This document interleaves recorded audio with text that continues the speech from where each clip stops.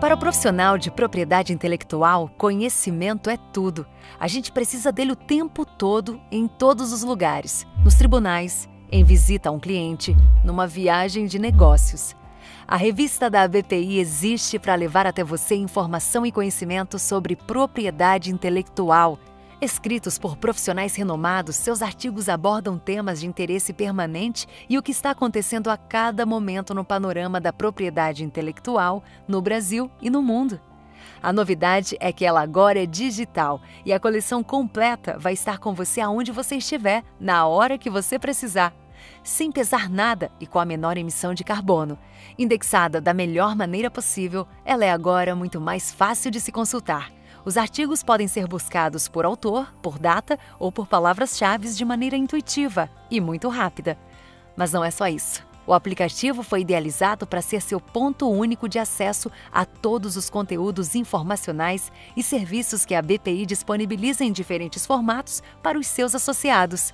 Por meio de um smartphone, tablet ou computador, o aplicativo conecta você à ABPI. Com ele, desde já você acessa não apenas a revista, mas também a newsletter da ABPI, as resoluções do INPI e a legislação de forma rápida e amigável.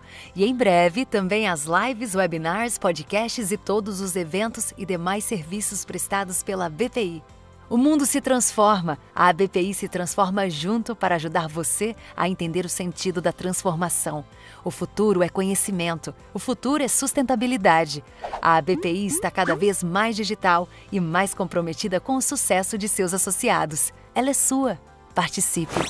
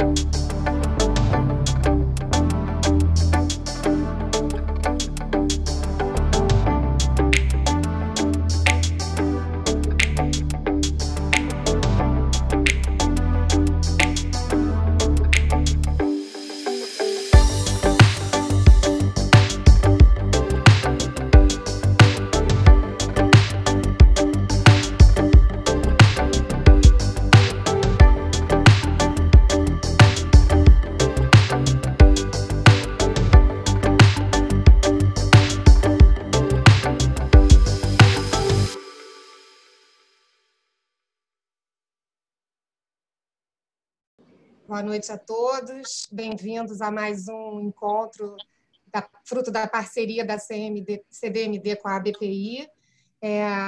Obrigada por estarem presentes e terem assistido esse pré-lançamento da nossa plataforma, que vai estar disponível a partir de sexta-feira. E qualquer dúvida, é só mandar um e-mail para a ABPI, que a gente responde, mas ela é bem intuitiva, autoexplicativa, e a gente pretende entregar cada vez mais um serviço melhor para os nossos associados. Obrigada, Andréia, por me dar esse tempinho aqui, e eu passo a palavra para a Andréia, então, que vai iniciar o nosso evento de hoje. Andréia, que é vice-presidente da Comissão de Direito da Moda da OAB do Rio de Janeiro e está moderando hoje o nosso evento. Obrigada. Obrigada, Érica. Dou muito boas-vindas a todos presentes aqui conosco. Agradeço a presença dos nossos convidados especiais ao Web Talk de hoje, professor Cláudio Magalhães e a Kelly Amorim. E nós estamos fazendo o nosso 7º Web Talk, como a Érica falou. Hoje a gente vai falar da proteção do design de joia. E esses Web Talks, eu vou contar um pouquinho para vocês, inclusive para aqueles que estão nos assistindo, eles são fruto dessa parceria Comissão de Direito da Moda da OAB-RJ com a ABPI, e eles visam discutir questões do mundo da moda, afeitos à indústria da moda, e até abordando questões técnico-jurídicas. Bom, a Comissão de Direito da Moda, até conversando ontem com o professor Cláudio, estava explicando para ele qual é o nosso trabalho, então vou aproveitar para também colocar aqui. A gente faz, ela pretende debater todas as questões jurídicas que são relacionadas à indústria da moda, desde lá no início da cadeia produtiva, na extração, manufatura, processamento da matéria-prima, até a comercialização e distribuição do produto, ou seja, todas as questões do direito relacionadas à indústria da moda, até o direito do consumidor, por exemplo, a Comissão de Direito da Moda pode discutir, através de seminários, debates, pequenos eventos como esse que nós estamos fazendo agora, enfim, trabalhos, publicações, tudo mais. Nós estamos no nosso 7º Web Talk, nós já falamos de diversos assuntos, eu vou citar alguns dos quais a gente falou. A gente teve já comportamento e consumo, sustentabilidade, a gente teve com a influenciadora digital Camila Coutinho sobre a questão da influência digital no mundo agora, na pandemia. A gente teve com a Paula Scioli, que é professora da FGV, membro também da nossa comissão e consultora sobre moda, professora de moda. Falamos sobre o protagonismo da moda nesses tempos de crise, e aí trouxemos o Doar Fashion e o Pro Criança Cardíaca para discutir conosco essas questões. Falamos também sobre conglomerado de moda e aspectos estratégicos. Enfim, nós estamos chegando ao 7, só para citar alguns exemplos do que nós já falamos. Hoje eu acho que ele vai ser bastante interessante. A gente vai falar sobre a proteção do design da joia via propriedade intelectual, especialmente. E eu trouxe para moderar comigo aqui, com muita honra, muito prazer de tê-la comigo, a Isis Moretti Valaziani, que é advogada do escritório Casnar Leonardas, e que vai estar comigo nesse debate. A gente fica bem à vontade, Isis, professor Cláudio e Kelly, para discutir, trazer perguntas, e também aqueles que estão conosco aqui, né, nos assistindo. Se quiserem falar, coloquem suas questões, tem um lugar para escrever, fazerem um sinal, enfim, e a gente vai moderando e levando, inclusive, para os nossos convidados as perguntas que forem surgindo. Então, Isis, eu vou passar a palavra a Isis, que vai apresentar então, os nossos convidados, e a gente, na sequência, começa o nosso debate. Oi, gente, boa noite. Obrigada, Andréia, pela apresentação. Para mim é um prazer, né, fazer essa dobradinha com você, já não é a primeira vez. É um prazer também estar falando aqui nessa parceria, Comissão de Direito da Moda e a BPI. E como a Andréia colocou, o tema de hoje, né, o tema desse Web Talk, que é o 7º Web Talk que a gente está promovendo nessa parceria, é a proteção dos designs de joias pela propriedade intelectual. Para falar aqui hoje junto com a gente tem a presença dos 2 palestrantes, que eu vou apresentar agora brevemente antes de passar a palavra para eles.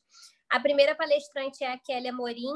A Kelly é formada em Administração de Empresas pela Fundação Getúlio Vargas e pela Harvard University, e atualmente é presidente e cofundadora da Amorim Jewelry LLC, empresa norte-americana que comercializa essas joias da Carla Amorim, que é a empresa nacional, e é sócia-diretora da Carla Amorim, que atualmente, né, já tem aí 6 lojas próprias no Brasil.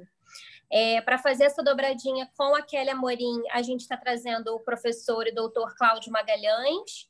O Cláudio ele é pesquisador associado da PUC-Rio, coordenador do Laboratório de Gestão em Design e também do Núcleo de Experimentação em Tridimensional do Departamento de Artes e Design da PUC-Rio, bacharel em Design Industrial pela PUC-Rio, com MBA, mestrado e doutorado até na UFRJ em Engenharia de Produção.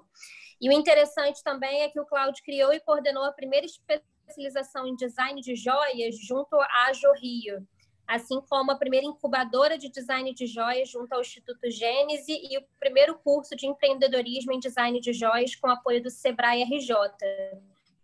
Então, com base aí nesse currículo de ambos, acho que todos podem ver que vai ser um debate muito rico. Fiquem totalmente à vontade para trazer perguntas no chat, que a gente vai reproduzir algumas aqui para trocar aqui com esses palestrantes. Obrigada pela participação de todos e passo a palavra para Kelly Amorim. Eu estou vendo a Débora aqui conosco. A Débora é a nossa presidente da Comissão de Direito da Moda. Débora, eu já fiz uma introdução sobre a comissão, sobre os webinars que nós fizemos aqui, nós já estamos no 7º. O professor Cláudio Magalhães está aqui conosco.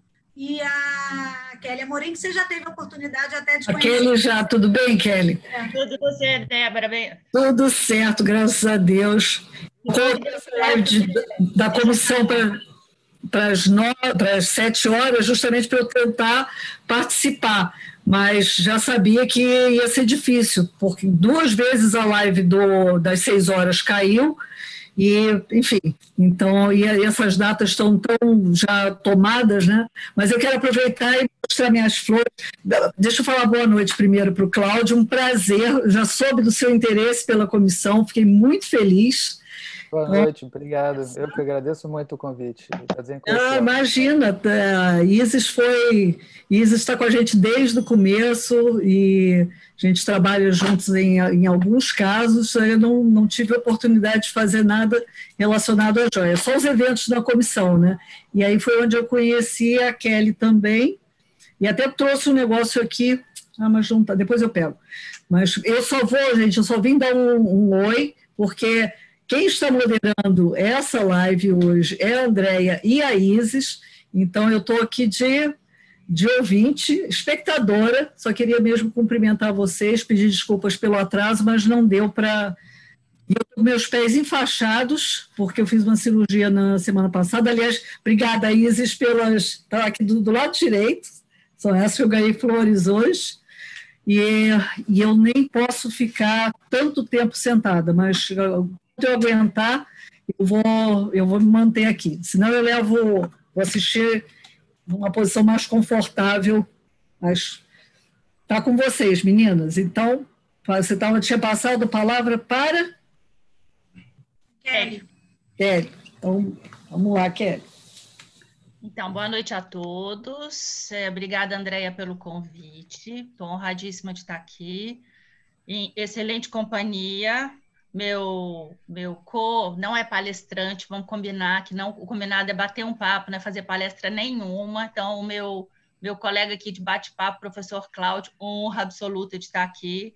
Na hora que a pessoa lê o currículo dele, você fala, pelo amor de Deus, como é que eu estou nessa mesma mesa? Mas, enfim, então é um prazer estar aqui. Obrigada, Isis, Débora, prazer te rever. Então, boa noite a todos. Agradeço super o convite.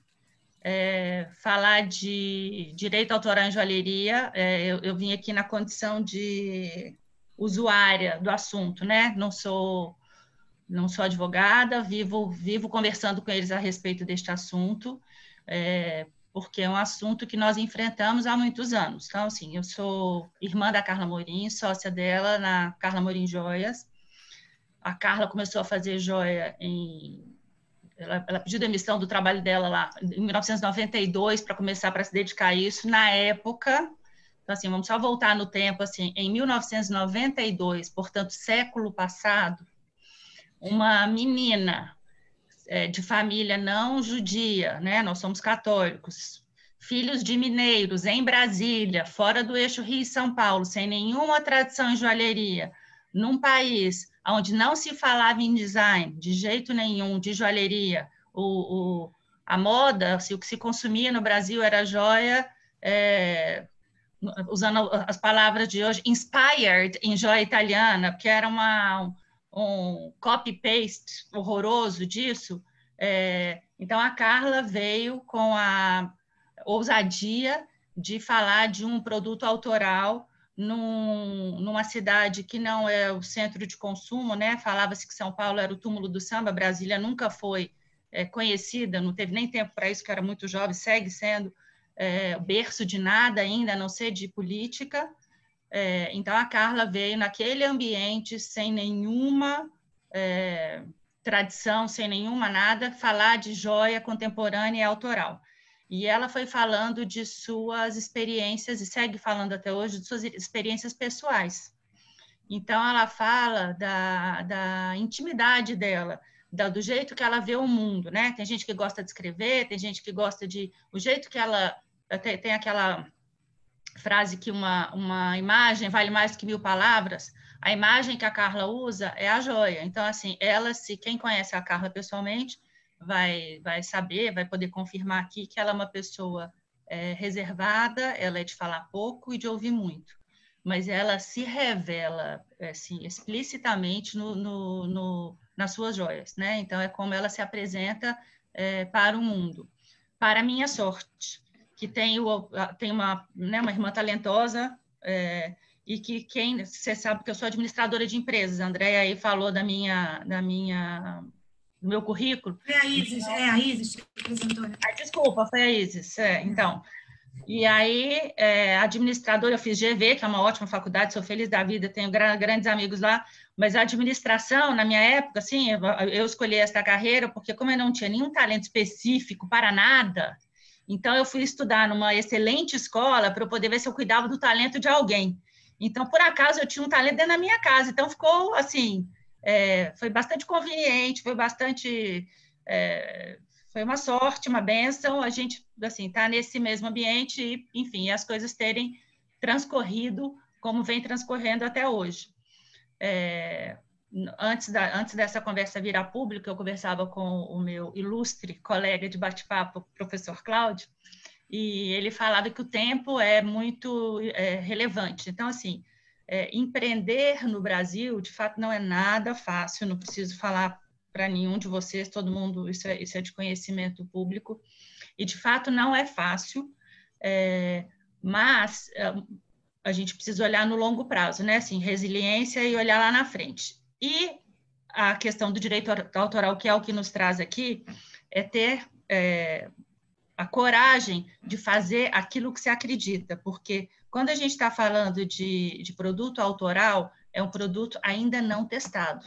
Então, é aquela coisa de você ser original, procurar no seu repertório, no seu repertório emocional, no seu repertório estético, no seu repertório intelectual, alguma coisa, a combinação daquilo que te formou, e apresentar e se expor como assim, olha, eu acho isso bonito, eu acredito nessa ideia. E é um esforço enorme para os criadores, né? É um esforço enorme, porque é uma expressão muito íntima, é fruto de muito trabalho, de muito esforço, de ser original nos dias de hoje, assim, nesse mundo gigante, onde está todo mundo conectado, onde todas as ideias está tudo tão explícito. Você conseguir ser original nos dias de hoje, você ter uma coerência com aquele, no nosso caso, consenso estético, é uma coisa assim... muito preciosa, assim como uma joia. E aí você vê esse seu recurso sendo copiado, apropriado com má fé, tratado com pouco respeito, é uma violência para quem cria. E é uma violência para quem vive dessa criação também. Então, eu fico muito triste, assim, eu tenho várias experiências, hoje risíveis, que toda tragédia vira comédia.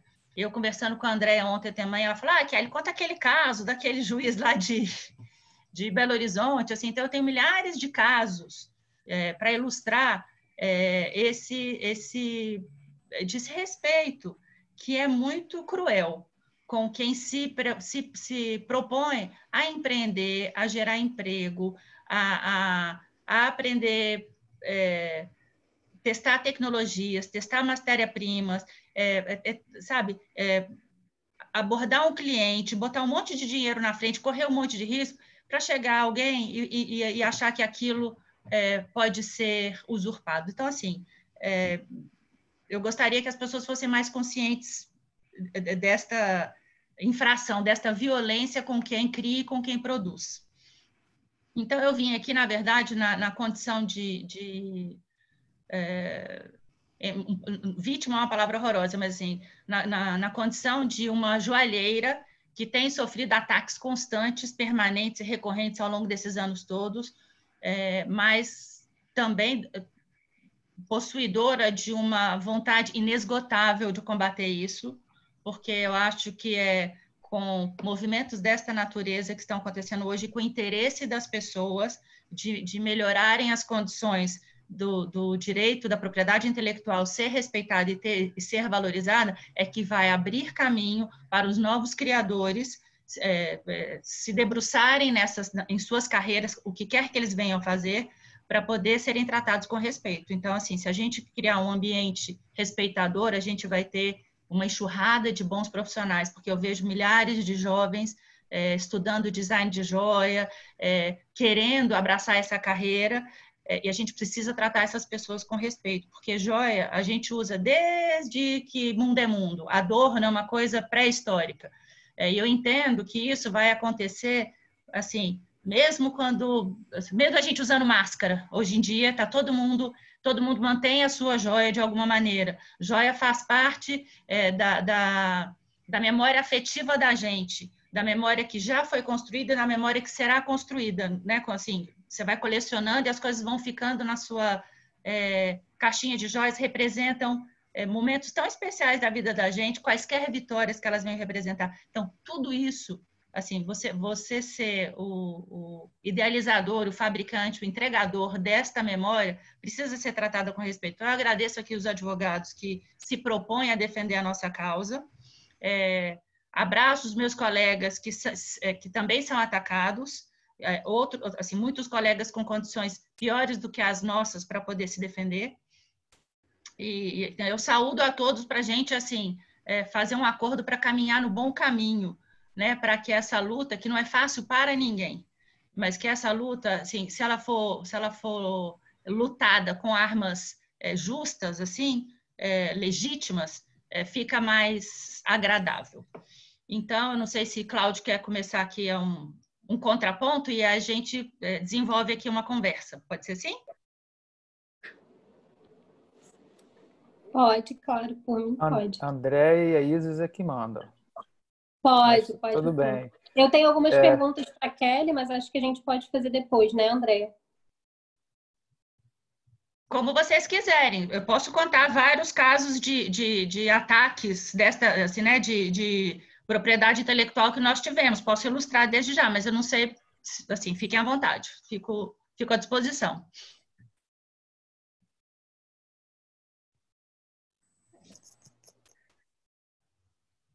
Acho que a Andréia travou, né? Estava fechada. Kelly, ia te fazer, então, duas perguntas antes de passar para o Cláudio, que é justamente nesse sentido, né? Se você pode contar para a gente um pouquinho de algum caso que você vivenciou, que você se sentiu, assim, não acolhida, né, pelo próprio judiciário ou por quem estava ali na causa, né? O que você acha que a gente precisa melhorar como nosso papel de advogado também, né? De quem está fazendo aí um esforço para defender a proteção do design de joias no judiciário.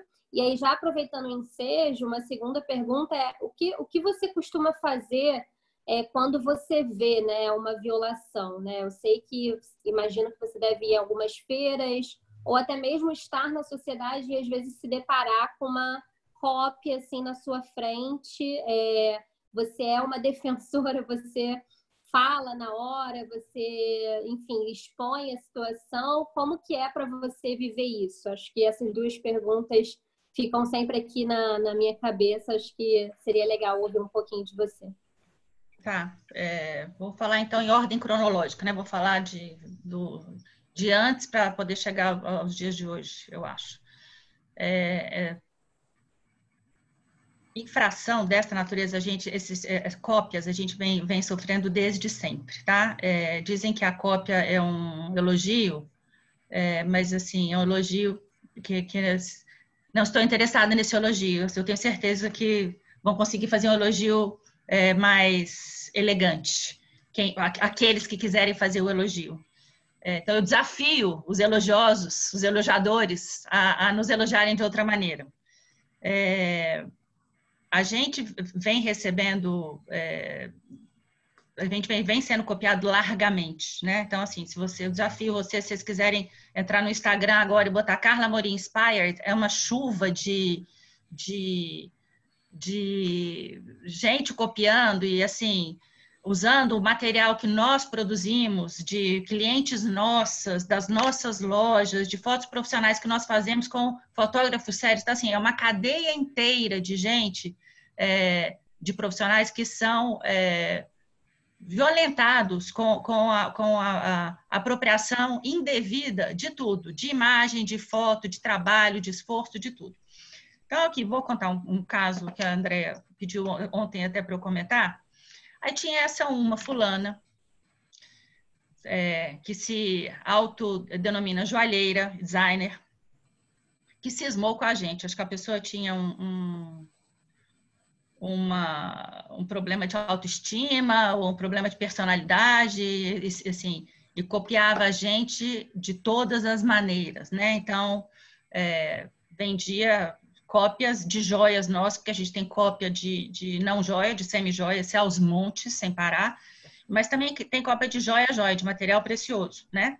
E que fica quase idêntico. E aí eu vou fazer aqui uma coisa, que a tecnologia vem aí para nos ajudar nisso, porque quando a joia é 100% artesanal, ela faz toda ali na mão, você sim não consegue ganhar escala, mas você consegue que um ourives habilidoso, um cravador exclusivamente habilidoso consegue fazer. Quando a gente coloca um pouco de tecnologia, você consegue ter efeitos nesta joia que, pela sua organização, pelo acesso à tecnologia, que em geral é um pouco mais caro e é para coisas mais, para empresas organizadas, você consegue eliminar um pedaço dos seus copiadores, porque em geral são copiadores desorganizados, desestruturados, e não são empresas formadas. Assim, não é copiador, é coisa de fundo de quintal. Então, isso, usar pedras lapidadas e tecnologia sofisticadas tem sido um recurso que a gente, na Carla Amorim, tem usado para poder tentar evitar esse tipo de cópia de joia. Mas não necessariamente aquilo que a Carla imaginou vai precisar de ou tecnologia, ou vai ser impossível de ser copiado se não for feito à mão. Então, assim, eu queria só fazer esse parênteses, mas enfim. Então, houve uma época em que essa fulana copiava as nossas joias, e nós entramos aí, contratamos um advogado. Então, olha, tem essa fulana que eu preciso lá que você impeça que ela tenha publicado e anunciado, isso até antes do tempo do Instagram, tá? Então, assim, ela tinha uma loja, vendia nas feiras, na Feninger, o stand dela era uma cópia, uma réplica da nossa vitrine, da nossa loja. Então, assim, induzia o consumidor, o comprador, que na minha opinião devia estar bem informado, mas nem todo mundo é bem informado, então não sabia reconhecer que aquilo era uma cópia da Carla Amorim, e vendia como se ela tivesse pleno direito de vender aquele produto que foi criado, assinado, registrado por nós. E aí nós fomos lá, contratamos advogado, fizemos lá uma busca e apreensão, polícia, na oficina dessa pessoa tinha parede com fundo falso, gente pulando pela janela, aquela coisa assim, de bandido, de uma coisa horrorosa. E aí, essa pessoa, foi lá, aprendi as joias e tal, e aí começa o longo processo da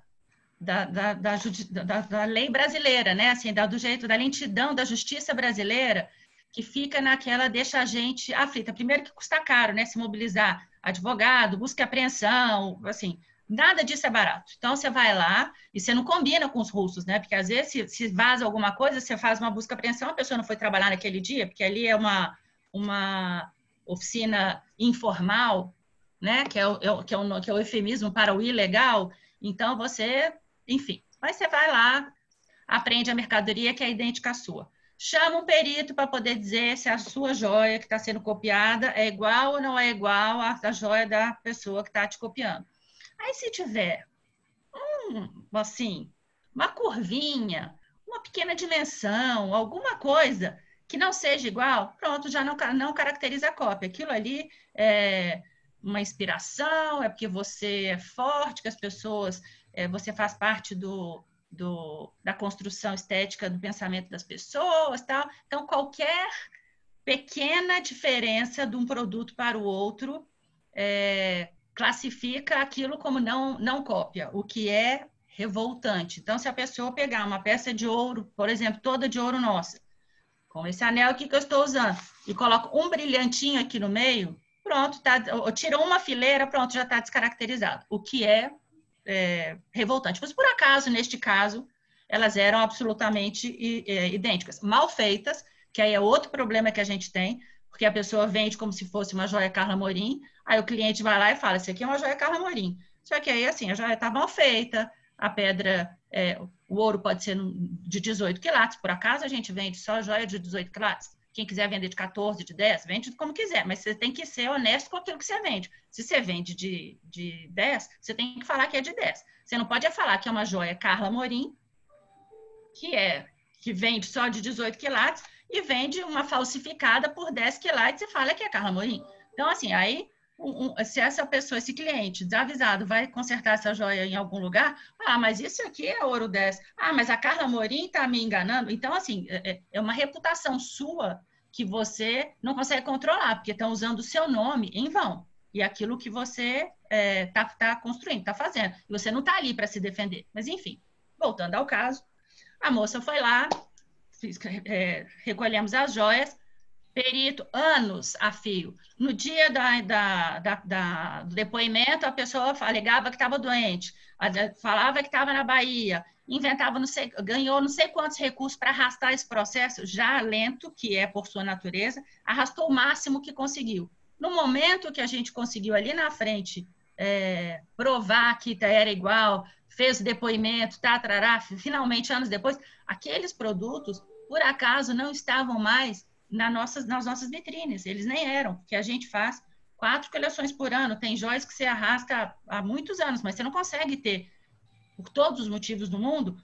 tudo aquilo que você criou disponível numa vitrine ao mesmo tempo. Assim, é impraticável economicamente, é impraticável em termos de espaço, é impraticável em termos de tudo. Então, por acaso, aquilo nem sequer fazia parte do nosso acervo naquele momento. Portanto, o que eu quero dizer com isso, o ponto que eu quero fazer é a justiça tarda tanto que na hora que a decisão do juiz vai ser dada, aquilo talvez sequer seja relevante para mim, comercialmente, porque além de usar o nosso nome em vão, ela faz um ataque contra a nossa idoneidade comercial, porque ela está vendendo um produto que finge que tem a minha qualidade, mas não tem, finge que tem o cuidado que eu tenho, mas não tem, mas enfim. Aí temos lá a decisão do juiz, lá em Minas Gerais, tá? Porque essa fulana é lá de Minas Gerais. Aí a decisão do juiz dizia o seguinte, em 8 páginas. Senhoras, eu estou aqui porque o direito autoral corre na vara criminal, né? Então, o juiz que vinha lá falava assim, eu estou aqui lotado de trabalho, diante de tantos assuntos para poder decidir, latrocínio, assalto, crime, e eu me deparo com esta querela de 2 damas que poderiam resolver as suas diferenças num salão de chá, que é um ambiente mais apropriado para pessoas do tipo de vocês. Então, depois de anos lutando, depois de você ter sido desrespeitada, do dinheiro que você gasta, do desgaste que você tem, de um cliente chegar na loja e falar para você, nossa, Kelly, esse anel, olha que a minha fulana comprou muito mais barato e olha aqui, coisa mal feita, Carla Morim faz joia desse jeito. Eu falei, então, isso não é Carla Morim, mas até você conseguir se defender de todas as consequências nefastas que esta atitude causam a você, a sua empresa e a sua reputação, vem um juiz desse e trata este caso de propriedade intelectual com essa falta de respeito. Isso é assim, aí você vai recorrer a quem? É desanimador, mas eu não posso desanimar, porque é isso que a gente sabe fazer e eu vou seguir fazendo isso o resto da minha vida. Mas, assim, é desanimador. Fora todas as dificuldades que a gente tem na vida de empreender no Brasil, de todas as dificuldades, são todas elas, moeda fraca, né? Não sei se vocês acompanham aí o preço do ouro. O ouro disparou. Por acaso, hoje ele caiu, mas... Então, assim, a pedra cotada em dólar, o ouro disparando, violência no Brasil. É tudo tão difícil para a gente... Né? Aí a gente vai falar de joia autoral. Você se propõe a fazer um negócio direito. Aí chega um juiz e acha que tudo bem, que é para resolver com essa fulana que produz o negócio dela num lugar ilegal, informal, usa o nosso nome sem eu ter dado esse direito para ela, enrola a justiça, inventa as desculpas mais estapafúrdias para poder correr disso, e ainda receber uma sentença dessa, que aí a gente entrou com recurso, e lá na frente, sim, ela foi condenada a trabalhos, a serviços sociais. Então, é um negócio assim, é um banho de água fria em quem pretende, em quem quer ser correto, em quem quer fazer um trabalho e levar, assim, a gente, que a minha, ou uma das minhas funções da nossa empresa, é levar o nome Carla Amorim para o mundo, porque é um design autoral, é uma coisa de qualidade. Então, assim, eu tenho um orgulho de receber um elogio de gente que tem tudo à disposição. Agora, na sua própria casa, no seu quintal, você não ser tratada com respeito, é um negócio assim, que é uma facada na gente. Então, senhores, pode falar. Não, eu só ia dizer, mostra muito também o despreparo, né, dos juízes, dos nossos tribunais com relação a esse assunto, que é a proteção do design, por exemplo, de uma joia com relação à propriedade intelectual. E esse caso, eu pedi para você contar, porque eu acho que ele é muito emblemático, inclusive, se eu não estou enganada, eu te conhecia num evento no meu outro escritório, que eu trabalhava anteriormente, que eu estava palestrando sobre fashion law, e você veio logo depois da palestra conversar comigo, e você estava absolutamente incomodada por todas essas cópias, por todas essas ações que violam e violavam na época, né, o direito autoral e os designs, enfim, das joias da Carla Amorim. E eu me lembro que naquela época você me contou essa história e ainda disse o seguinte: Andréia, isso desanima, porque leva anos e a gente não chega a lugar nenhum. Então, eu não vou ficar protegendo uma a uma, recorrendo e indo buscar medidas protetivas, enfim. Mas aí eu faço uma pergunta aqui para você. Você não acha que a cada vez que você se manifesta, vai buscar o seu direito, entra com uma ação como essa que você entrou, faz algum tipo de, por exemplo, uma notificação extrajudicial, como a gente fez nos casos do Instagram, para deletar posts que eram indevidos e que violavam designs de joias da Carla.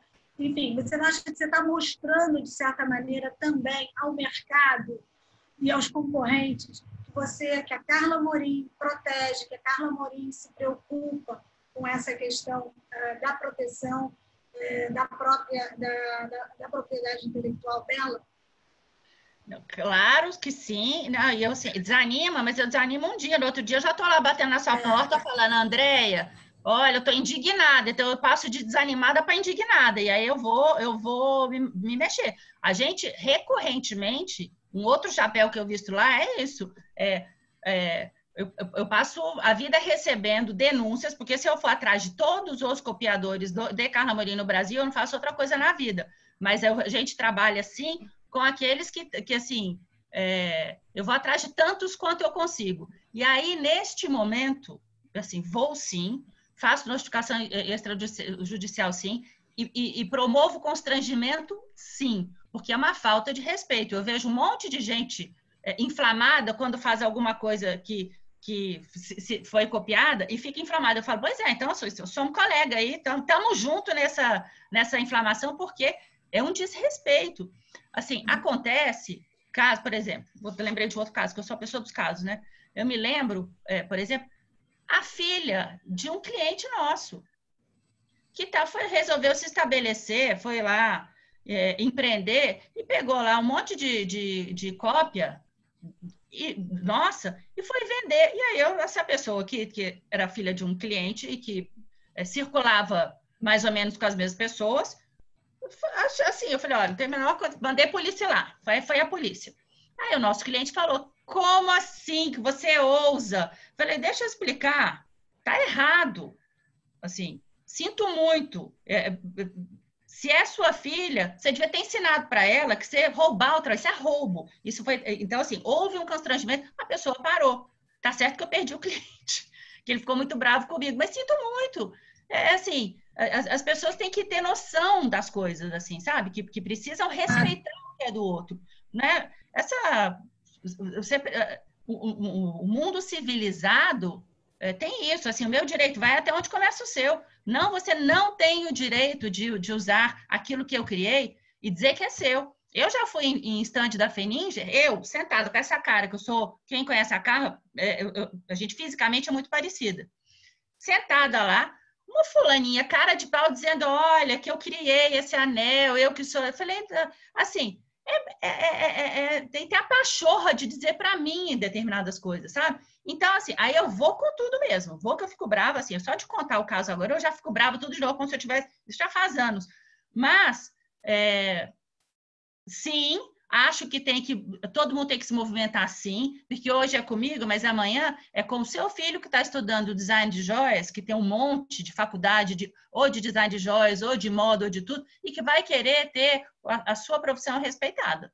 Então, assim, a gente é uma mobilização da civilidade nos negócios. E sim, são os advogados mostrando a dificuldade que seus clientes têm, e as experiências frustradas é que vão poder melhorar esse sistema e preparar todo mundo para entender que isso tem valor, né? Então, se esse juiz que julgou isso gostava de ir para a Europa para ver as coisas lá, ele tem que entender que o velho mundo é o velho mundo e atrai visitantes porque eles respeitam quem cria, beleza, estética tem valor, joalheria e negócio, a moda é um produto tipo exportação, que isso gera receita, que isso faz bem para a comunidade, para a sociedade como um todo. Gera progresso e prosperidade para as nações. Então, sim, assim, eu passo de desanimada para indignada. E a outra pergunta é, desculpa, esqueci. Isso. Você tinha uma segunda pergunta para a Carla, não tinha? Era essa, a segunda pergunta era essa, se ela, né, no momento que se depara com uma violação, às vezes você está num grupo social, né, e vê uma peça que você sabe que não é sua e que é uma cópia, né, deslavada, mas acho que você já respondeu, né? Eu acho que a sua atitude é que todos nós, advogados que somos atuantes da área, esperamos, né, e até aconselhamos os clientes, né, porque a gente sabe o tamanho do esforço, a gente sabe o grau de dedicação que exige. E as cópias, né? A gente tem que, na minha humilde opinião, parar um pouco com essa impressão de tudo uma inspiração válida. O caminho entre a inspiração e a cópia ele é muito curto, né? E a Débora, que está aqui com a gente, até costuma muito falar sobre isso. E, enfim, parabéns aí também por todas as suas ações, porque eu acho que é esse conjunto da coletividade com quem cria, com quem defende, que a gente vai chegar a algum momento de educar mesmo, né, o judiciário e até a própria sociedade, oxalá, em algum dia, em algum momento, né? O que eu tenho usado... Eu queria fazer uma pergunta. Eu não entendi a de Minas se ela falsificava ou se as pessoas que compravam dela sabiam que não eram verdadeiras as joias. Sabiam. As pessoas sim, ela fazia 2 tipos de venda. Um para as pessoas com cliente final, B2C, ela fazia, né, direto lá, mas ela também fazia atacado. E no atacado, ela induzia ao erro, porque ela fazia tudo com... Então, não necessariamente o joalheiro que está comprando dela lá, assim, de novo, eu gostaria que todo mundo tivesse esse conhecimento, mas às vezes a pessoa comprava na inocência, que é o que acontece... Achando que era da Carla Morim, que era uma revenda... Achando que era da Carla Morim, ou nem sabe quem é a Carla Morim, porque pode, assim, não é porque está na Fenícia que a pessoa conhece. Então, Isis, respondendo aí a sua pergunta, se eu faço isso, se eu dou batida na vida social, depende. Se é uma pessoa que eu fico de olho, fico observando, se eu estou vendo que uma pessoa está usando aquilo sem saber que comprou uma cópia, Ou às vezes conversa comigo e fala assim, Carla Morim, desculpa, não conheço, não sou muito de joia, sei lá. Você tem que perdoar, porque esse é inocente. Então, o meu combate é com o fabricante, porque esse é mal intencionado. Esse vai lá, vai atrás de matriz, vai atrás de ficha técnica, vai atrás de contrafacção. Esse eu combato na lata. O usuário desavisado, eu tento educar, né? A não ser que eu entenda que ele está fazendo aquilo que acontece também, de chegar a gente na nossa loja e falar, eu gostaria que você aumentasse que esse anel eu comprei aqui. Eu falei, esse anel aqui você não comprou. Então, querendo que a gente dê assistência técnica, o cuidado que a gente dá com uma peça que não é nossa, entendeu? Então, quando a gente percebe má fé, sim, eu passo sermão. Mas quando eu percebo que é inocência, eu vou lá e tento educar. Agora, fabricante ou comerciante, aí eu bato sem dó. Sem nenhuma dó. Submeta a constrangimento, faço o diabo. Seja pessoalmente, seja através da lei, de advogado, de polícia, sem dó nenhuma. Kelly, tem uma pergunta aqui para você, de alguma maneira, eu acho até que você já respondeu isso, mas só para não deixar, sem trazer aqui para o debate, é uma pergunta de um anônimo participante, não colocou o nome. Você também tem experiência, Kelly, boa noite. Você também tem experiência com medidas extrajudiciais para casos de infração como esses? Se sim, são experiências positivas? Às vezes, sim. Por exemplo, nesse mundo instagramável que nós vivemos, volta e meia eu vejo gente publicando, olha, acabou de chegar a joia das famosas, aí pega a foto da minha cliente ou de uma atriz que usou coisa nossa, ou de uma campanha que a gente tenha feito e fala que recebeu como se fosse proprietária plena e absoluta daquilo. No momento que eu coloco notificação extrajudicial, que eu aponto que aquilo está errado e que se não tirar do ar, se não parar de comercializar, a gente faz visita, a pessoa, eu vou partir para medidas judiciais, quem é correto, quem tem decência, se retira. Mas tem gente que, assim, muda o Instagram, bloqueia, assim, tem de todo jeito. Mas sim, tem o caso de sucesso, sim. Tem o caso de gente que já pediu desculpa, que depois queria ser representante oficial da Carla Morim, porque não compactua com isso. Recentemente, a gente teve assim, anteontem, uma influencer digital que foi contratada para promover que eles se apresentaram como ateliê, sei lá o quê. Aí ela pegou o anel nosso, olha que lindo esse anel maravilhoso, do ateliê tal. Fomos lá, falamos com ela, fulaninha, esse anel não mostrei lá a origem, tudo. Ela pediu desculpas, desfez o contrato com o coisa, retirou do ar. Ela falou, não compactuo com isso. Então, o que eu estou dizendo é que, às vezes, ela foi contratada para isso. Ela é uma fulana que é contratada para botar um negócio e falar, olha, eu acho isso lindo. Só que ela sequer sabia. Então, ela desfez o negócio. Então, sim, com medidas extrajudiciais, sim, tem sucesso. Isso foi uma mensagem no inbox dela, que por acaso a gente conhecia. Não é nossa amiga, mas é uma pessoa que eu conheço, então você vai lá e manda uma mensagem. Claramente, imediatamente ela se retratou, porque é gente séria. Agora, quem não é gente sério, assim, aí você tem que apelar, você tem que ir mais longe. Ótimo. Tem mais uma pergunta para você, antes da gente passar a palavra para o professor Cláudio. Kelly, tudo bem? Vocês costumam registrar todos os designs, apenas alguns? Como vocês tratam essa questão? Acho que também a gente já abordou aqui, mas se você quiser dar uma palavrinha rápida sobre isso. Não, eu posso falar. Há muitos anos atrás, a orientação que a gente tinha era registrar todos os designs no Museu de Belas Artes, no Rio de Janeiro. Então, a gente fazia um desenho com as medidas, dimensões, ia para lá, entregava pessoalmente para poder botar no museu lá de Belas Artes, que é de consulta pública. Portanto, eu nunca entendi como você registrar isso num lugar que é de consulta pública, como que isso resolveria seu problema, porque eu estou dando lá a receita do bolo. Mas ok, era assim que era para ir, eu ia lá, fazia isso. Só que esse Museu de Belas Artes ficava em greve não sei quantas vezes. Então, a gente lançava coleção, não adiantava ir para lá, porque estava em greve, ninguém atendia, X. Escola de Belas Artes, né? A Escola Nacional de Belas Artes. Do Direito Autoral. Da UFRJ, vivia em greve, a gente não conseguia, juntava um monte, assim, enfim, tal, ia para tá bom.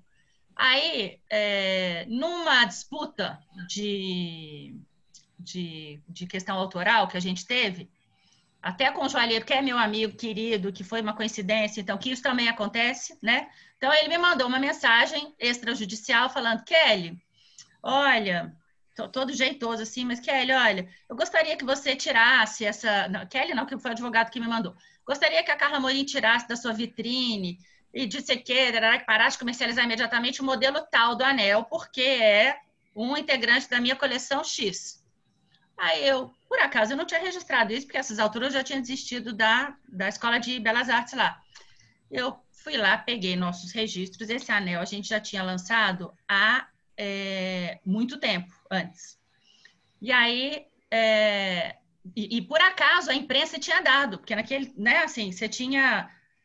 Aí eu falei, olha, se você lançou, que estava lá na imprensa, a coleção dele, se você lançou esse anel agora, vamos fazer um exemplo, agora, em julho de 2020, veja bem, o meu foi lançado em agosto de 2018, portanto, anterior ao seu. Então, se alguém copiou alguém, então eu mando para você, caro amigo joalheiro, as mesmas solicitações. Remova da prateleira, pare de vender, que. Aí ele me pediu desculpas, olha, inconsciente coletivo, tá? Eu falei, pois é, inconsciente coletivo, mas enfim, então, você vai lá, você vai tirar, porque eu fiz primeiro. Então, vamos... E aí as coisas foram resolvidas, porque ele também sofre ataques dessa natureza. Então, eu provei que a gente fez antes, então tá tudo muito bem, né? Então, sim, a gente já fez registros no passado, não fazemos mais na Escola de Belas Artes. Hoje o que a gente tem é registro em cartório de todos os designs da gente. A gente desenha, tem a foto, todas as medidas, tudo por que chama, se é o nome, tarará, todas as versões que a gente faz, e registra em cartório, porque eu tenho um documento de fé pública que eu posso provar para quem vier me abordar em algum momento que aquilo está registrado, a anterioridade garante, da autoral. Garante a sua anterioridade, né? Exatamente. Eu acho que a gente podia passar, então, agora a palavra para o professor Cláudio Magalhães, né, Isis?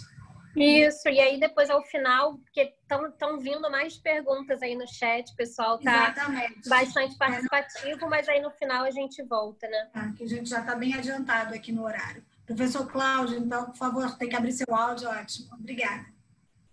Eu estava me divertindo muito e aprendendo bastante.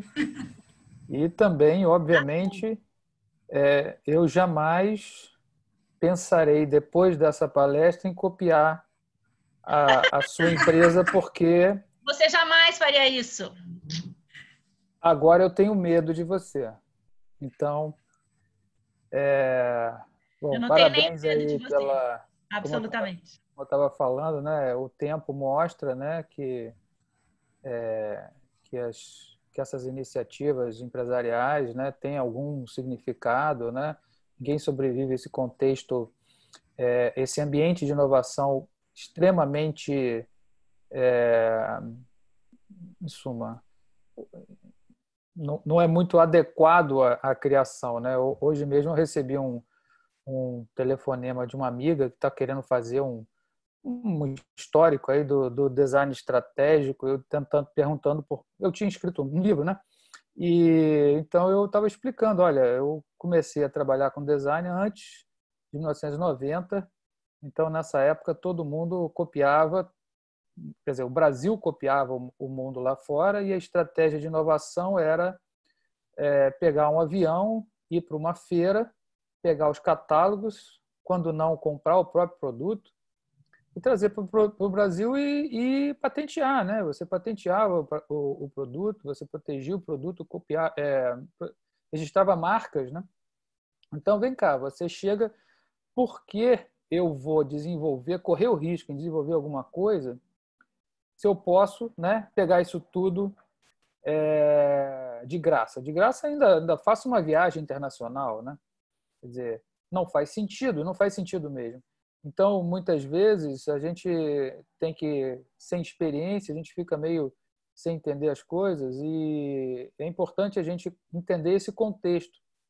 E, né, o que a gente vê até com uma certa surpresa, eu também percebi isso também num caso onde eu fui eu já não me lembro mais se eu era perito ou o quê, mas onde a pessoa que copiava, ela vendia exatamente dentro, um dos lugares que ela vendia, era a venda direta, né, que no setor chama sacoleira, né, mas era uma pessoa que vendia dentro exatamente do fórum.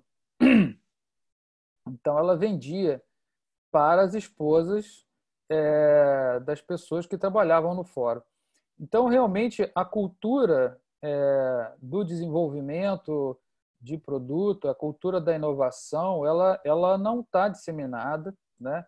De maneira alguma. A gente vive aí um paradigma doido de ser China e Bélgica ao mesmo tempo. Ou seja, se a gente fecha as portas, a gente tem aqui ouro, a gente tem consumidor, então a gente pode ficar muito bem aqui protegido, não é?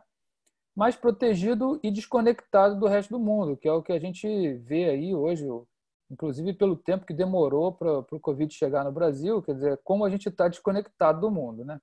Quer dizer, mas isso não é bom, né? Que nem a gente proteger uma criança demais, ela acaba ficando mimada e ela não sabe mais lidar com o mundo à sua volta, né? Então esse é o meu receio, que antes da década de 90 a gente tinha formalmente um mercado fechado, protegido. Hoje a gente tem uma série de outras barreiras, né? Se a gente não é só a questão do dólar, né? Mas se a Kelly for comprar uma impressora específica para o setor joalheiro, né? Ela vai pagar 4 vezes mais do que um americano, do que um chinês ou um europeu. Então, é complicado, porque o desenvolvimento ele demanda, né, pessoas treinadas, demanda uma conexão com o ambiente contemporâneo, né, com uma visão de futuro. E esse pensamento, ao longo do tempo aí que eu vim ensinando, né, tentando ensinar, design, a gente percebe que é uma coisa sofisticada, né? Porque não tem certo e errado, você tem uma série de ponderações e sínteses que você tem que fazer nesse contexto que você está atuando, e isso tem um custo. E se você investe e depois vem alguém e pega esse seu investimento, né, sem nenhum pudor ou sem nenhuma troca e reproduz isso, bom, é como a Kelly apresentou, não é só o prejuízo que você está tendo, porque também você, muitas vezes, o que a gente percebe é que causam prejuízos para as próprias pessoas que estão comprando aquele produto, porque muitas vezes esse produto pode ter matéria-prima não certificada, pode ter qualidade também aquém do que... Porque é o que parece, né? Não tinha propaganda, Denorex, eu acho que parece, mas não é, não é? Então, assim, essa semelhança, a semelhança que induz ao erro do consumidor, ela é muito prejudicial, né? Porque você afere, assim, por exemplo, o valor da marca, muitas vezes, e sem pagar pelo benefício, né, pelo custo todo que foi desenvolvido pelaquela empresa. Então, assim, eu acho que essa questão da propriedade intelectual, né, ela muita gente também, eu acho que é uma questão para o designer, é uma questão para o empresário e é uma questão para a sociedade, né, porque a gente não está isolado e assim sem querer ser piegas, mas é uma questão global, né? Se a gente pegar também no caso do joalheiro, né, a questão dos Blood Diamonds, né? Não sei se vocês conhecem, mas foi uma questão assim bastante significativa, né? Quando começou a se mostrar que você tinha um contrabando de diamantes, né, vindo da África e empresas assim bastante importantes, né, financiando esse tipo de coisa, né, com mortes de pessoas na África. Então, gerou até um filme, não sei quem viu, né? Diamantes de Sangue. E isso gerou toda uma certificação da cadeia, né? No Brasil, por exemplo, as exportações de diamantes caíram imediatamente, depois teve... Não é que caíram, as pessoas tiveram que entrar dentro dos eixos. É como eu disse, o informal, né, é uma alternativa ao formal,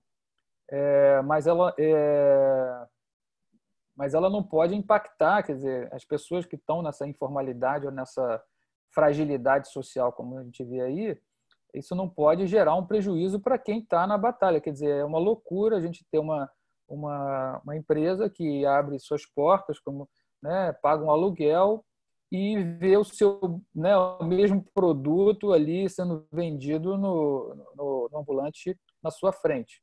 Então, é um estado de coisas desse ambiente. Então, a questão da proteção legal, a gente tem que entender inicialmente ela nesse ambiente, né, que a gente vive.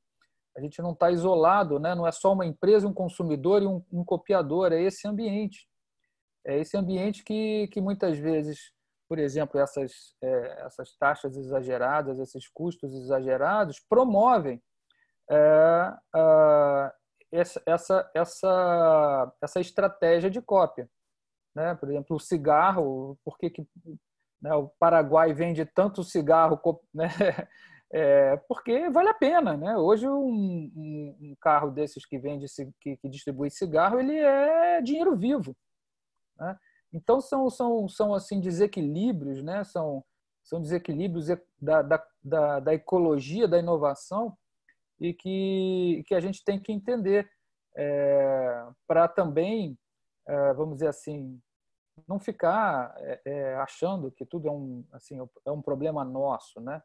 Então, a gente vive já há algum tempo a globalização. Eu acho que é um aspecto também que é importante, porque assim, agora não somos só nós aqui brasileiros que vamos reclamar, olha, você está copiando, não. O mundo inteiro está olhando para todo mundo, né? Então, se antigamente você podia ir lá e olhar e vou trazer aqui para o Brasil, mas hoje, se você tem um certo tamanho, alguma hora vão saber que você está copiando alguma coisa, né? Quer dizer, então a cópia, aos poucos, vai se tornando uma prática realmente assim pouco recomendável, né? Agora, sem dúvida nenhuma, a cópia, ela infelizmente, eu acho que é até curioso, né? A cópia é um processo de aprendizado. Agora, você não pode comercializar, você pode até aprender copiando, né? Mas você não pode comercializar esse produto, né? Então, eu acho que isso o Brasil está tentando, né? A própria Jorrio tentou um programa que chamava Eu Sou Formal, Eu Sou Legal, né? E eu acho que as iniciativas dessas empresas como Carla Morim e outras empresas que conseguem investir, né, nessas ações específicas, né, para tentar combater, né, também legalmente essas iniciativas, são ações pedagógicas muito importantes, né, e não são fáceis, como a Kelly falou. Assim, eu acho até bastante interessante do ponto de vista intelectual, como eu estava comentando aqui há pouco. A gente que trabalha com criação, a gente acha óbvio, né, que inovar, que criar é importante. Mas no dia a dia, muitas empresas têm essa dificuldade, né, por conta da própria, vamos dizer assim, característica do negócio de joia, né? Quer dizer, você tem assim uma matéria-prima cara, uma mão de obra especializada, e você tem no design uma oportunidade, mas é um desenvolvimento de uma coleção. Então, você tem diversos itens, né? Você tem uma diversidade, quantidade, e tem que ter fôlego, né? Você tem que ter fôlego, você tem os canais também de distribuição, como essa distribuição pessoal, né? As sacoleiras, elas geram também um distúrbio, no meu ponto de vista, da inovação, porque essa sacoleira ela quer sempre uma novidade, né? Ela não é uma loja que está ali, que recebe o cliente, ela leva até o cliente, né? esse produto, então toda hora ela tem que trazer alguma coisa nova. Então, esse ciclo muito veloz, ele obviamente tem um impacto, porque você vai ficar inovando, inovando, inovando. Então, assim, a estratégia de desenvolvimento de produto também tem que ter uma valorização do produto, né? E aí a própria noção do produto, ela tem muitos, vamos dizer assim, muitas camadas, porque você realmente criar infinidade de produtos sem parar é muito complicado. Agora, se você começa a entender que existe um DNA, né? Que existe uma identidade, que existem valores, que existem uma forma como você percebe esse contexto que você atua, e você começa, então, a ver que existem conexões entre diferentes coleções, diferentes linhas, e isso se torna, né, uma identidade da marca, se torna um valor intangível. Isso ajuda, vamos dizer assim, a você criar coerência em um produto que você possa, primeiro, ser identificado como de uma determinada marca e depois também defender essa coerência, né? Porque se você está ali a partir desses N processos de criação, testando, aprendendo, né? O produto é uma pergunta que você faz para o cliente, né? Você bota o produto ali e você está perguntando: você gosta de mim? Aí eu gosto de você, então vou lá e eu compro. Então, quando você vende, o ideal seria você entender por que você vendeu, né? Então, aí que tem a conexão. Se você está fazendo pesquisa, se você conhece o seu consumidor, né, é mais fácil você entender por que aquele produto foi vendido, por que o outro não foi vendido, né, em quantidades, etc. Porque você aprende com o processo de venda. Eu sempre achei que o setor de... uma vendedora um vendedor é um personagem importante, porque ele fecha esses ciclos para entender o porquê, né? E, inclusive, também, se você tem um desenvolvimento, parte desse desenvolvimento do produto, ele pode ser expresso na hora que você vende, né? Você vende uma ideia de produto, né? Então, você conta uma história sobre aquele produto. E isso modifica o valor também, né? Para você ter uma história, você tem que pensar nessa história, você tem que construir essa história, né? Uma história de verdade. Então, se você copia, você não tem história para comprar, aquilo é um produto físico, você vendeu, não vendeu, acabou, né? E não é assim, na verdade. Então, assim, de fato, a criação, o desenvolvimento de um produto autoral e de uma estratégia de inovação, ela tem seus custos e ela tem que ser recompensada, né? Então, a proteção ela é muito importante. Agora, acho também que essa proteção ela não pode ser só a posteriori, né? Ela deveria nascer, por exemplo, já essa leitura do contemporâneo, né? Uma empresa que inova, uma empresa que está vendo onde é que ela está e ela está percebendo os caminhos para o futuro, né? Então, você conhecer o estado da arte é fundamental, né? Porque se uma pessoa, né, teu vizinho manda uma ação para você tirar um produto e esse produto já está no mercado há 2 anos, quer dizer, você está com um problema de conexão com o mercado, tá certo? Tudo bem se fosse uma pessoa lá da China, da Coreia, mas não, a pessoa é sua vizinha. Então, realmente, você conhecer assim, o sistema de proteção legal tem informação tecnológica, né? Tem os bancos de patente, tem uma série de informações, por exemplo, esse próprio seminário, e vocês falaram aí na abertura, né, de uma série de informações que estão disponíveis hoje digitalmente. Quer dizer, antes de você desenvolver, você tem que saber, né, aonde você está, para que caminho você está, em que direção você está indo. Então, isso já evita, vamos dizer assim, qualquer problema, né, em relação a o que você pensa que é uma novidade, né? Então, tem muito por trás do produto, o que eu aprendi aí também, às vezes eu esqueço os termos, porque são vários termos técnicos, né? Mas você tem uma atividade inventiva, né? Você tem um ato inventivo. Então, esse ato inventivo ele está intrínseco no processo de criação. Então, olha, poxa, seja honesto, vamos lá, vamos fazer um processo, né, de criação, vamos pensar, porque isso também gera um prazer muito grande, né? Toda essa garra que eu percebi aqui na Kelly, né? É porque ela sabe que ela está investindo, ela sabe que ela está colocando ali uma energia, né? E essa energia alimenta as pessoas, né? Ela falou que desiste e passa, né, e volta, né? Porque é isso, alimenta financeiramente, alimenta também como pessoa, né? Eu acho que uma das coisas mais bacanas é você ver realmente, a pessoa copiou, legal, né? Tudo bem, mas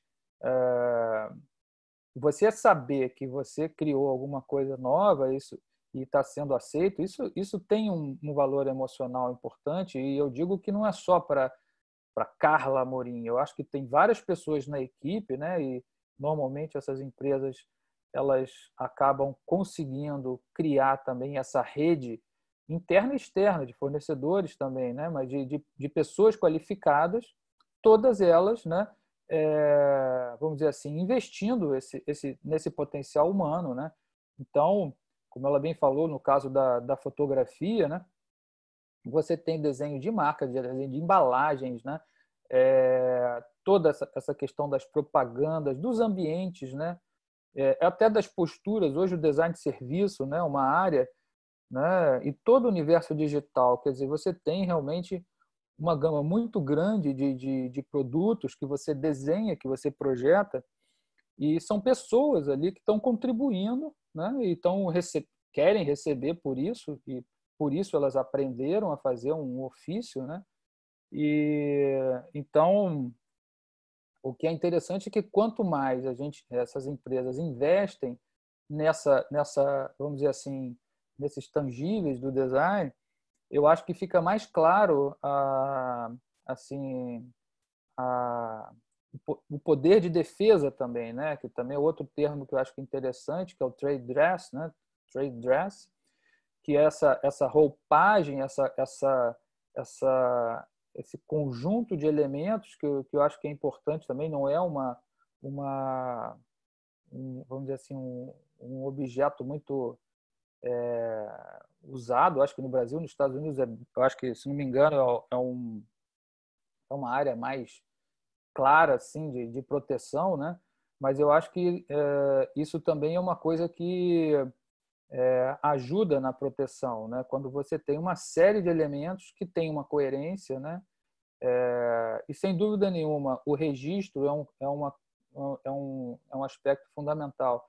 E eu diria então não só o registro da criação, mas o registro do processo de criação. Até porque é esse registro do processo de criação também que gera o aprendizado, né? Porque assim, gerações futuras, que a gente estava falando aqui sobre essa questão geracional, né? No caso de algumas marcas que deixam de ter continuidade porque a geração nova não pegou alguma coisa ou teve algum problema, mas os registros eles são fundamentais. Se você tiver um registro do seu processo de desenvolvimento, né? Com as fontes, né? E também se você bebe nas fontes, vamos dizer, primárias, né? Se você está conectado com o seu ambiente de consumo, né? Eu gosto muito de citar o ambiente da moda praia no Rio de Janeiro, né? Porque assim essa questão das fontes, a gente vai ligar para as tendências, e se a gente pensa nas tendências de moda praia, assim, o Brasil e o Rio de Janeiro ele sempre foi um ponto de referência. Quer dizer, qualquer pessoa no mundo que queira fazer biquíni, que trabalhe com beachwear, eles têm que conhecer o que se faz no Rio de Janeiro, né? O Rio de Janeiro tem 40 quilômetros de campo de prova, né? E uma população de 5 milhões de habitantes, né? Saindo e entrando, né? Entrando e saindo da praia, né? Quer dizer, então é um hábito, é um comportamento, né? Então essa questão, como eu falei, não está ligado nesse contexto, não só vamos dizer centrado no produto em si, né? Então, o contexto, ele te mostra para algumas coisas, né? E você pode trazer essas informações primárias, porque a questão das tendências, ela pode ser um problema, né? Porque, assim, todo mundo está usando lua e estrela, né? Bom, lua e estrela, não sei quem se lembra de lua e estrela, aí peguei um exemplo meio das antigas aí, né? Mas teve uma época que todo mundo tinha lua e estrela, né? Bom, mas você vai fazer a mesma lua e estrela, né? Quer dizer, será que essa lua e estrela tem tudo a ver com a tua marca, né? Ou será que você pode fazer uma adaptação criativa, né? Pensar como é que essa tendência, que é uma tendência de forma, porque existem 1000 tendências, mil assim, âmbitos da tendência, né? Uma delas são as tendências mais sociais, culturais, ecológicas, e tem tendências que são mais definidas no tempo, né? Mas você tem que saber também escolher quando você vai comprar, por exemplo, às vezes você vai comprar, pelo menos na moda, você pode ir na Premiere Vision, uma feira que vende estampas, você pode comprar lá algumas estampas. Você não vai fazer estampas especiais sempre, né? Não, nem todos os seus produtos têm que ser uau, né? Alguns, né, numa coleção muito grande, você pode comprar, né, uma estampa. Mas qual estampa? Você vai comprar qualquer estampa? Não, você vai comprar uma estampa que tem a ver com o seu projeto, com a sua coleção, com a sua identidade, né? Então, até para saber usar a tendência, você tem que ter uma coerência, você tem que ter um caminho de criação, né? Agora, todas as empresas vão ter essa atitude? Essa é a questão, né? Acho que não. Agora, algumas empresas podem ter um viés tecnológico, podem ter... existem estratégias engraçadas, por exemplo, você tem um autor cita uma que chama segunda, porém melhor. Quer dizer, você pega o desenvolvimento do seu concorrente, mas você aperfeiçoa. Ok. Então, você fez uma contribuição para a sociedade, porque copiar você não está contribuindo para mais ninguém, a não ser para você mesmo. Então, o sistema de proteção ele tem essa intenção, né, que é de proteger você durante um certo tempo. Também tem isso. Por quê? Porque depois se espera, né, que você continue inovando, né? Você tem que ter uma motivação para inovar. Então, não sei, assim, inclusive, então, quer dizer, você tem a questão da proteção, que é essa proteção, vamos dizer assim, antes, né, que é você pensar na coleta, na análise dos dados, né, pensar no estado da técnica, no estado da arte. Você tem a questão da proteção e você tem a questão da negociação depois, né, que eu acho que é outro aspecto importante, né? Por exemplo, nos casos onde você pode fazer, por exemplo, como é que se diz? Você pode licenciar, não é? Você pode ter franquias. Não é? O que é uma franquia, se não um conjunto de identidades, né, pré-determinadas, né? Então, imagina se você sai copiando uma franquia, né? Então, houve ali uma tentativa de desenvolver uma estratégia produto-serviço, e você pode também vender né, licenciar isso daí. Então, é um terceiro nível, quer dizer, né? Você tem toda a questão da proteção, das informações, né, ligadas à originalidade, ligadas às fontes que você está usando, que são fundamentais para alimentar esse processo. Você tem essas questões da proteção depois na briga e na negociação depois para vender. Então, você tem que valorizar esse seu produto, mas não do ponto de vista só do produto, né? Porque você tem que estar conectado com as necessidades, os benefícios, como eu falei, com o contemporâneo, né? A gente conversa aí ao longo do tempo, né, no setor joalheiro, né, que assim, quem eram os concorrentes da joalheria, né? Eram os celulares, né? Celular, então a pessoa, em vez de comprar uma joia, comprava um celular. Quer dizer, por quê?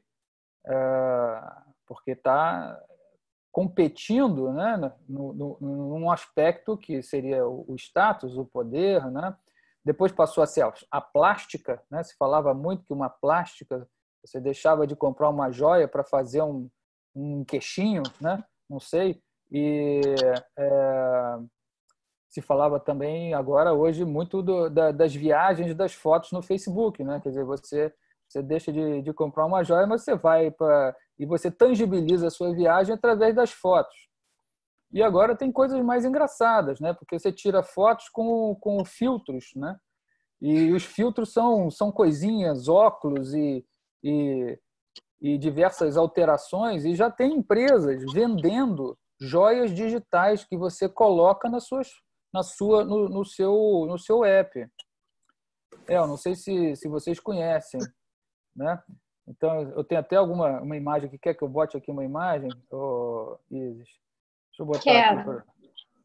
Eu tô encantada. Eu fico sempre encantada quando escuto tudo isso que você traz para a gente de design. Queria ver a imagem e queria te fazer uma pergunta já logo sobre alunos e academia, né? Você acha que a formação dos designers, né? Você que é professora aí tanto tempo, você acha que toda essa questão de proteção, de não copiar, né? Toda essa matéria de o que é uma violação, você acha que isso é passado para os alunos, né? O aluno sai da academia com a noção do que é uma cópia, do que fazer, do que não fazer. A minha sensação assim de fora, né, como advogada, é que é pouco explorado isso, né, nas faculdades, nas universidades. Queria ouvir um pouquinho de você com relação a isso depois que a gente vê a imagem. Então, eu passei aqui as imagens, estão vendo? Quer dizer, você bota aqui as peças. Isso aqui é até uma foto, é uma maneira de você vender um produto, né? Quer dizer, e aqui você pode fazer algumas inspiraçõezinhas e você tem aqui os elementos que você coloca. E você tem uma série de outros caminhos, né? Você tem a realidade aumentada, né? Então, daqui a pouco você vai se ver ou vai ver o outro através de uma câmera. E na realidade aumentada você vai ter ali uma série de adornos, né? Você vai ter... Em suma, o que eu quero dizer é que o futuro, né? O futuro aí, ninguém sabe o que vai acontecer. Então, cadê a gente? Agora, deixa eu voltar aqui. Aqui também, né? É bastante... Olha só, né? Isso aqui representa, né, o que as pessoas estão fazendo hoje, né? O mundo social, ainda mais hoje, né? Distância social, né? O mundo social, ele é representado por esse tipo de adornos, a gente pode chamar assim, né? Então, para onde vai o setor joalheiro? Será que o setor joalheiro vai para o mundo digital, né? Como é que eu saio aqui, que eu volto agora? Meu Deus do céu, olha só quantas janelas. Eu acho que você tem que apertar, parar de compartilhar, zoom, né? Talvez. Share screen embaixo, na última linha, aqui embaixo da tela. Interromper, compartilhar. Isso. Professor Cláudio, eu vou aproveitar só para comentar que a gente está chegando ao final do nosso tempo aqui da live e tem uma série de perguntas. Eu não sei se a gente vai conseguir encaminhar todas elas. Se eu quer complementar o que você já estava comentando, tem alguma conclusão a fazer antes da gente mandar as perguntas? Se não der tempo, a gente depois até encaminha as perguntas para você e para a Kelly, porque tem para... Né, Isis? Eu acho que é isso.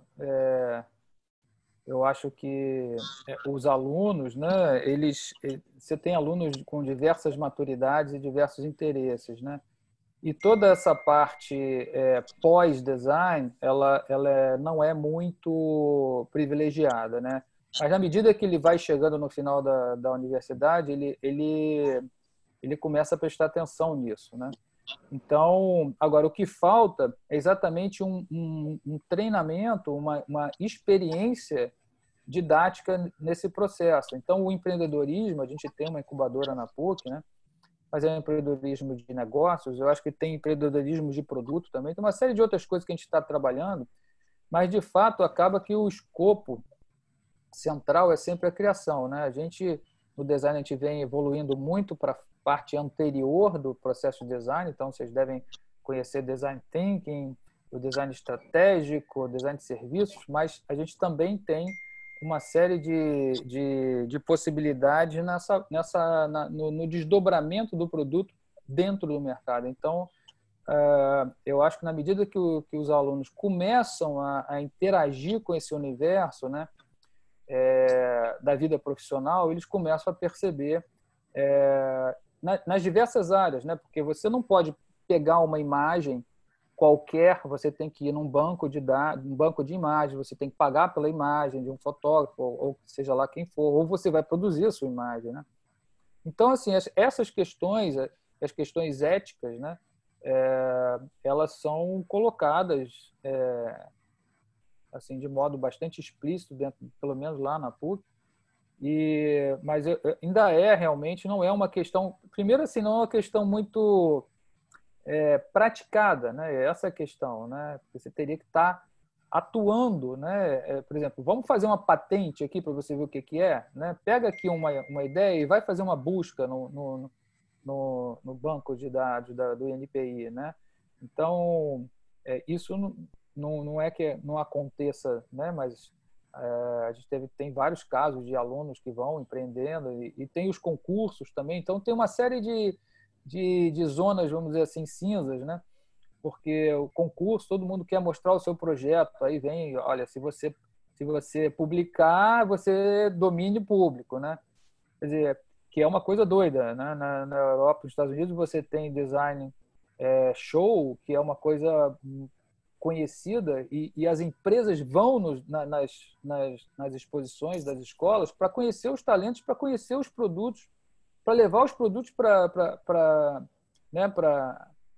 suas empresas, para levar os alunos também, né? Aqui se você publica, você está correndo o risco de ser copiado. Quer dizer, é muito esse ambiente, né? Quer dizer, um ambiente ético e também se esse ecossistema ele está favorecendo, né, a inovação ou não. Quem sabe agora com juros menor, né, esse dinheiro parado vai ter que ir para algum lugar. Então, são esse tipo de coisa que a gente não pode esquecer, né? Maravilha. Obrigada. Super respondeu. Andréia. Sim, a gente tem aqui alguns comentários e também perguntas. Então, eu vou colocar alguns aqui. Como a iniciativa para a proteção das joias, a possibilidade de dupla proteção pelo direito autoral e pelo desenho industrial? O professor Cláudio quer responder? O Débora ou vocês duas mesmo, meninas. Eu acho que a Isis vocês duas são... Pois eu posso começar, Isis, se quiser. Vai lá, Andréia. Normalmente a proteção de um design de uma joia é feita justamente, e até que um dos participantes, o Pablo, está insistindo nessa pergunta algumas vezes com a definição do que é o direito autoral, o que é o desenho industrial, e é exatamente isso. Proteção de uma joia, de um design de uma joia, ela pode se dar pelo direito autoral, com ou sem registro, na Escola Nacional de Belas Artes, como a Kelly comentou, ela faz alguns, e também pelo desenho industrial no INPI, desde que essa joia tenha originalidade, tenha novidade, traga novidade, possa ser comercializada em escala industrial, fabricação industrial, enfim. A questão da duplicidade da proteção, ela é discutível. Alguns entendem que sim, outros entendem que não. Mas, certamente, quando há a duplicidade dessa proteção, ganha. Além disso, acho que fortalece muito. Além disso, você ainda poderia ter uma proteção via marca, caso a coleção tenha um nome, aquele design tenha um nome. Então, por exemplo, no caso da Kelly, me corrija se eu estiver errada, Kelly. Carla Morim tem uma coleção chamada, se não me engano, Espuma, não é isso? Exatamente. Então, se você dá um nome, você pode registrar no INPI também essa marca, é uma proteção aí por anos renováveis por mais 10, mais 10, mais 10, enfim, sucessivamente. E também a possibilidade de fazer uma proteção via patente, se você tiver um fecho naquela joia, naquele colar, enfim, que tenha uma originalidade também, que tenha essa novidade. Enfim, acho que é isso. E, a gente está super em cima do prazo. Não, perfeita. Disse tudo. Você quer olhar, Isis, se tem mais alguma? Tem um grande admirador para a Kelly, que depois quer conhecer, ela falou que eu passo contato depois para você. Medidas extrajudiciais eu já falei. Eu acho que o pessoal está comentando bastante. Tem uma aluna do professor Cláudio, Ana Cristina Bragança, que inclusive é membro da nossa comissão. E acho que o currículo de design deveria abordar mais sobre o eu não estou conseguindo ler, o pós-design, como o professor bem falou. É muito útil, sabemos que protege nossas criações. Eu acho que é isso, a gente depois encaminha para vocês, tem 18 comentários e perguntas aqui para vocês, 97 participantes. Passou de 100. Hã? Passou de 100, tinha 100. Pois é. Na hora que eu vi, passou de 100. Então, quando eu olhei, tinha 97, assim, é um sucesso isso. Foi mesmo. E aí, o resultado são todos os comentários e perguntas que estão aqui encaminhados, nós vamos fazer questão de chegarem até vocês, tá? E continuam chegando, enfim, dando parabéns aos dois, a Kelly e ao professor Cláudio, todos os convidados. Acho que é isso, acho que a gente precisa encerrar. Isis, você quer comentar alguma coisa antes de encerrar? Não, perfeito, acho que a gente queria só agradecer mesmo, né, a participação de ambos, acho que foi maravilhoso. Foi mesmo. Maravilhoso, Excelente. muito obrigada. Foi excelente. Kelly, muito obrigada mais uma vez por ter aceito o meu convite. Obrigada, Foi um prazer conhecê-lo. Eu gostaria de agradecer, dizer que ficou um gostinho de quero mais. Eu acho que ainda batia um bom Fazer papo. outros. Normalmente, quando você faz pesquisa, você tem essa parte formal e depois você desliga assim o gravador, né? E é nesse momento que começa o papo bom, né? Eu tenho certeza, se a gente estivesse aqui numa roda, se a gente pudesse tomar um chá ou qualquer outro, né? A gente ia continuar um papo bem bacana aí. E eu queria dar parabéns pelo trabalho da Kelly, que eu fiquei impressionado aqui pelo pouco que ela pôde falar da garra, né, desses empreendedores que estão aí. Também parabéns aí à associação pela iniciativa. E a gente pode até depois conversar, tem outras pessoas com outras ideias aí. Tem uma Maravilha. na área têxtil, por exemplo, não sei se vocês já focaram, mas tem um monte de outros segmentos realmente que podem interessar aí esse tipo de discussão. Obrigado. Maravilha. A companhia espetacular de vocês todos. Obrigada, professor, foi uma honra. Obrigada, meninas, pelo convite, sucesso, parabéns pela iniciativa. Vamos todo mundo tornar isso mais ético, pavimentar para merecer os jovens designers que estão chegando aí, que precisam ser bem tratados. Verdade.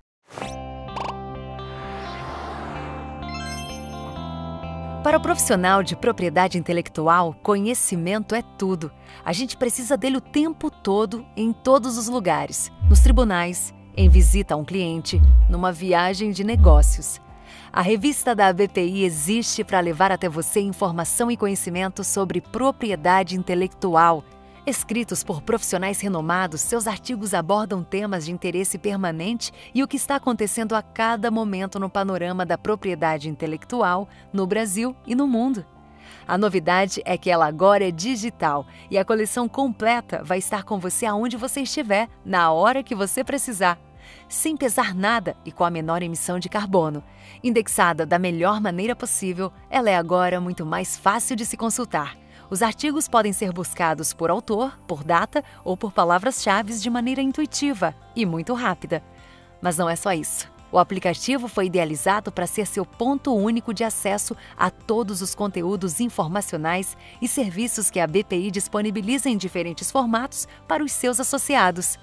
Por meio de um smartphone, tablet ou computador, o aplicativo conecta você à ABPI. Com ele, desde já você acessa não apenas a revista, mas também a newsletter da ABPI, as resoluções do INPI e a legislação de forma rápida e amigável. E em breve, também as lives, webinars, podcasts e todos os eventos e demais serviços prestados pela ABPI. O mundo se transforma, a ABPI se transforma junto para ajudar você a entender o sentido da transformação. O futuro é conhecimento, o futuro é sustentabilidade.